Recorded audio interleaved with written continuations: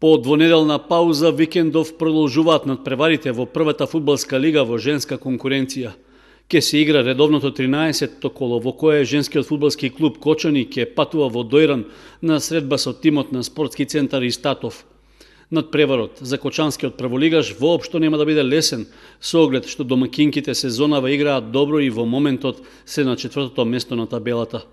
Од друга страна пак, нашиот тим во претходното коло како домакин доживеа тежок пораз од Струмичка Тиверија, поради што средбата во Дојран има голема важност за извлекување од дното на табелата.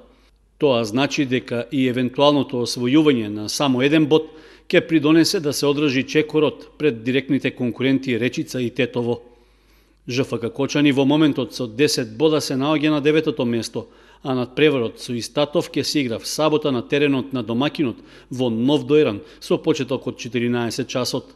Второлигашот Осогово исто така го очекуваше тежок и важен меч против Штипска Брегалница и во поглед на подобрување на бодовното салдо, но и за престиж против стариот ривал.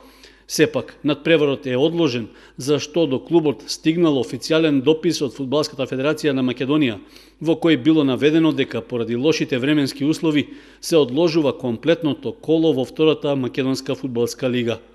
Тоа значи дека сите надпревари, вклучувајќи го и мечот помеѓу Осогово и Брегалница од Штип, ќе се одиграат идната сабота на 31 март со почеток од 15 часот. Од клубот велат дека се изненадени од ваквата одлука со оглед што теренот на стадионот во Кочани бил одлично подготвен. Дополнително, од управата ги известуваат гледачите кои веќе набавиле билети дека ќе можат да ги искористат следната сабота.